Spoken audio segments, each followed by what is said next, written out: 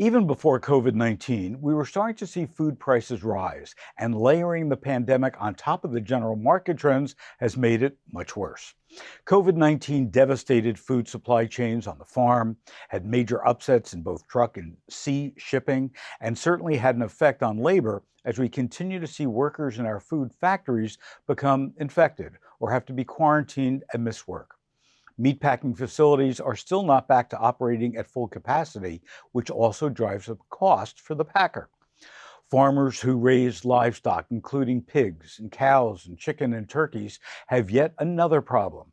Corn and soybean that they use for feed has reached the highest price in 7 years, basically increasing their feed cost by a whopping 30%.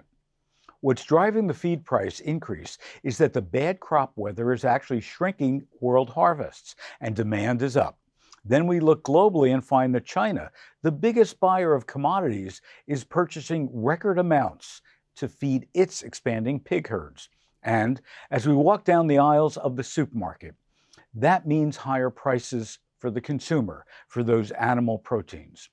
Well, according to Beef Magazine, the last time that grains were this expensive was after the U.S. drought of 2012, and meat prices, unfortunately, saw a dramatic run-up.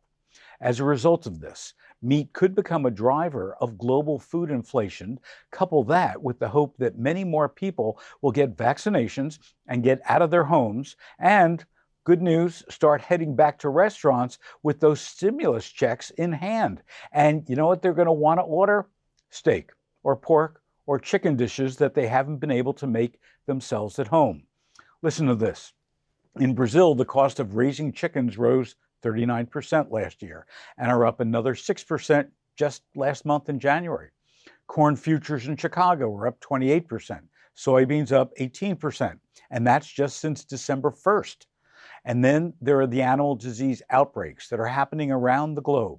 We are faced with the deadly African swine fever, and in Europe and in Asia, avian influenza outbreaks are popping up all over the place.